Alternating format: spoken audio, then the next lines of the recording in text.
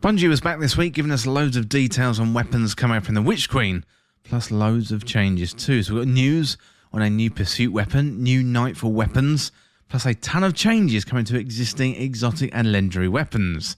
So stick around for all the latest news as we're getting closer and closer to that Witch Queen expansion. Well, if you're new around here or find this useful, don't forget to hit that subscribe button down below for all the latest Destiny 2 content and turn on notifications by hitting that bell. Well, Bungie gave us loads of information this week, and I'm not going to go through the whole thing, as it's nearly 40 minutes of information. I'm going to pick out the highlights here, but if you want to go through the whole article, head on over to Bungie's website. I'll link that down below for you. Well, first of all, we've got news of a new pursuit weapon. So the Reckless Endangerment Pursuit Shotgun is coming in Season 16, and that introduces the new Steady Hands perk for a massive handling and boost after a kill, plus it's got snapshot sights. And there's also several other shotguns in the release, with more sought-after PvP and PvE perks. Well, next up, we've got the news of weapon Foundries. So in Season 16, Bungie are replacing the old world loot pool with 12 new weapons in the style of Destiny 2 Year 1 Foundry sets. So 3 new weapons for each of the Suros, Omolon and Hake, and also the Viced Foundries too, plus 1 Foundry weapon for each Vanguard, Gambit and Crucible weapons.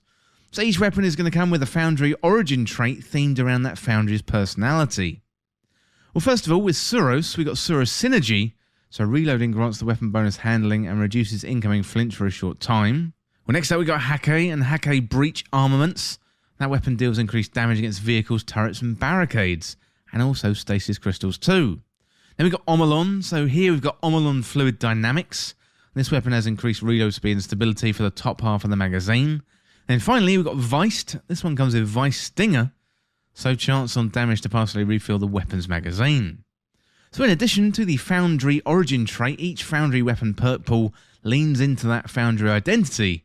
Big damage for Hake, consistency for Suros, abilities, tie-ins and weird stuff for Omolon, and the never stop firing for Viced. So really interesting stuff, and it's going to be a big change in the weapon sandbox. Really looking forward to that. Well, let me know down in the comments what you think. And next up, we've got changes coming to a lot of weapons, and this is going to inform the sandbox for the Witch Queen onwards. Season 16, Season 17, it's going to be really exciting stuff. So first up, we have Archetypes.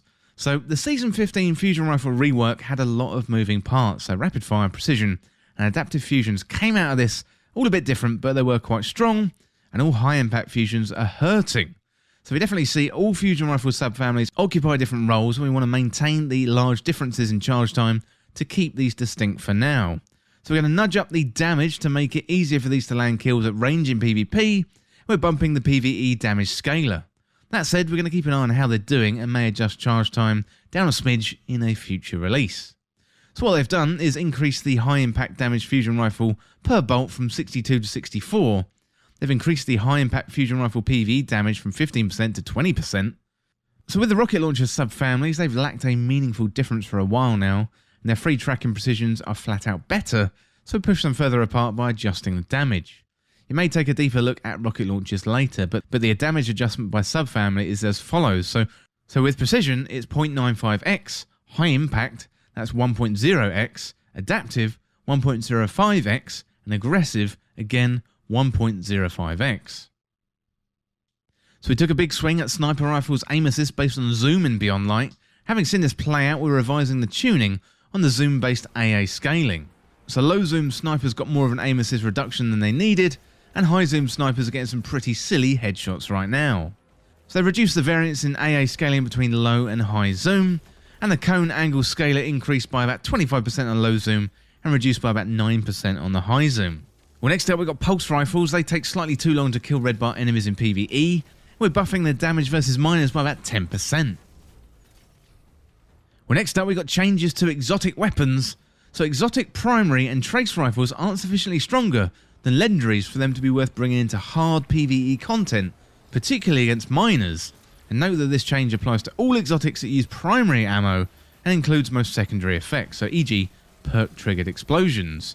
So they've increased the damage versus miners in PvE by a whopping 40%. That is absolutely incredible.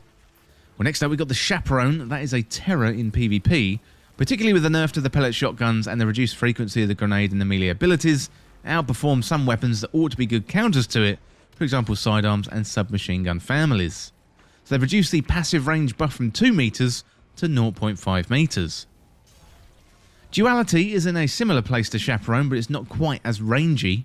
So on the other hand, its exotic trait shipped with the constraint that it would be wiped on reload, making it harder to chain. But having it seen in action for a while now, we don't think that limitation needs to be there. So reduce the passive range buff in slug mode from 1.25 meters to 0.5 meters, and pellet mode is ineffective. And on the Black Wings damage buff no longer clears on reload. Well, Taraba is extremely strong as it is, but it currently demands complete commitment with no weapon switching, and this constraint is a bit harsher than it needs to be, so we've loosened it without removing it entirely. Also, while the duration extension with damaging players did actually function in PvP, it was so subtle that it kept players reporting that it was bugged, so we bumped them up. So it now reduces the perk progress by half instead of clearing it on weapon stow, and increase the Ravenous Beast duration increase for damaging a player slightly. So next up we got the Ruinous Effigy, and that's been overdue for a look as it's beyond like nerf. You know, the nerf to the damage dealt while guarding, so they rolled that back. So note that the other part of the nerf was to the airborne standard melee attack, and that hasn't been touched. Well, next up we've got Lumina. So Lumina's stats just don't compare with other 140 RPM adaptive hand cannons, and its usage reflects that, so we're updating these alongside some of the other legendary hand cannons that also used to be 150 RPM. So they've increased the range stat from 44 to 59, that is huge, and increased the base stability stat from 46 to 56, and sorry Thorn fans, Thorn is already strong and popular, and a similar buff would turn it into a monster in PvP. Well, next up we got Agaz Scepter. So that initial implementation used the super regeneration scaler, and that had very weird effects and activities that also had scalers. So we've rebuilt it to turn off regeneration while active, and have implemented a slower drain using a different method. So fix being able to activate or continue using empowered mode while suppressed or stasis encased, and they've rebuilt the perk to use the modified supercharge rate, and now freezes super recharge and deducts super directly. So the super should now drain more slowly while you're empowered. Well, next up we've got Dead Man's Tale, and that feels really good to use on both mouse and keyboard, and also controller, and we don't want it to go back to feeling unreliable, but it's far too good at spamming hipfire shots at long range as it stands. So they've reduced the catalyst hipfire rate from fire from 150 RPM to 130 RPM. And next we got the Laurence driver and the Arboles. Well, they remain fairly hard to counter in PvP, so one common complaint is how easily they can shoot through flinch. So they're going to be keeping an eye on these moving forward, and have another change planned if needed. So they've increased the flinch received. And then with the Forerunner, the ammo economy was fairly conservative when we shipped the 30th anniversary, but having seen how it's used in PvP, we believe it would benefit from getting a little bit more ammo per special brick. So they've increased the ammo picked up from a special ammo brick from 2 to 3, and also from 4 to 5 with a scavenger mod. Well, next up we got the changes to legendary weapons, so several legendary weapons have out-of-band stats, either to their benefit, detriment, or a little bit of both. So when infusion caps are still around, this is okay because they'd cycle out eventually. But now the weapon remains viable in all activities indefinitely, and the solution is to adjust the outliers to be in-band, as mentioned in the February 2021 State of the Game. So first up we got hand cannons. So the band for the legendary 140 RPM hand cannon aim assist ends at 84, but when the 150s were converted to 140s, many of their stats were either too low or too high. They're adjusting the stats for these to be within the standard ranges, and that is up or down as follows. So the Dire Promise gets a +4 in range, +3 in stability, and a -4 in aim assist. The Waking Vigil, +6 in range, +5 in stability, and -3 to aim assist, so the Waking Vigil is going to be really, really good. We've got the Jack Queen King, that's a +3 to range, +3 to stability, and a -8 to aim assist. Then with Spare Rations, +4 to range, +4 to stability, and -9 to aim assist. Well, next we got Fellwinter's Lie. Its intrinsic perk makes it far too consistent and lethal compared to similar shotguns, and has had plenty of time to shine. So they've added a +15% to the spread angle. Well, most of Ikelos SMG stats are wildly out of band for an aggressive SMG, but it does suffer from having a low zoom compared to the other popular options. So they've given it a +1 on zoom, a -5 to range, -7 to stability, -8 to handling, and a -5 to aim assist. That is a massive nerf there for the Ikelos SMG. And Bungie also add, we typically don't adjust these stats based on specific weapons at all post-shipping. We don't really intend to do this in the future regularly.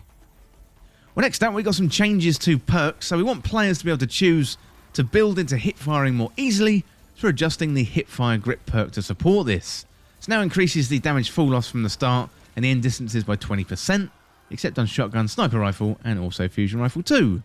Well, next we got Adagio, and it often felt like it changed a weapon subfamily to the next slowest rate of fire, but worse, in particular when comparing damage fall off. So they've increased the duration from 5 to 7 seconds, increased the damage bonus except on bows and fusion rifles from 25% to 30%, now adds a plus 10 range stat, and added a timer to the buff text to make it easier to tell when it's going to expire. Well, next up we got Dual Loader. This one is okay on paper, but in practice the reload speed is pretty painful. So reduce the reload stat penalty from -50 to -35. Well, next up we got Danger Zone, so it felt pretty risky to use in some cases, resulting in a lot of self-damage. So reducing the self-damage scaler from grenade launchers combined with other scalers, this ends up reducing the self-damage from 1.25x to 0.75x.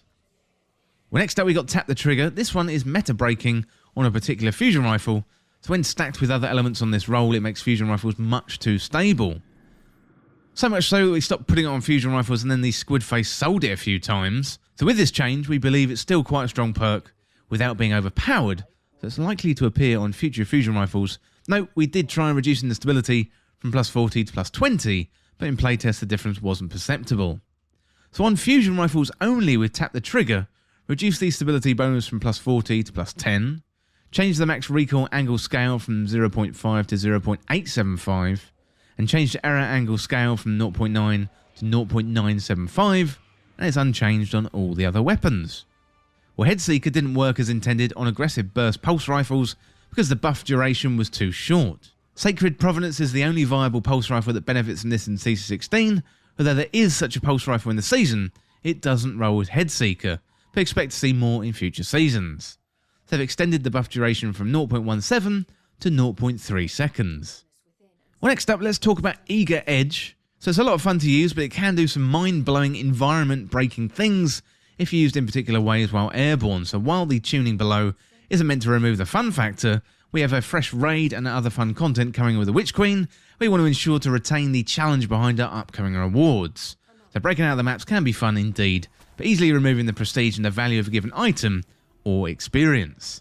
So reduce the lunge distance benefit while airborne by 25%, and now caps maximum player airborne velocity to be a fairly high value while active.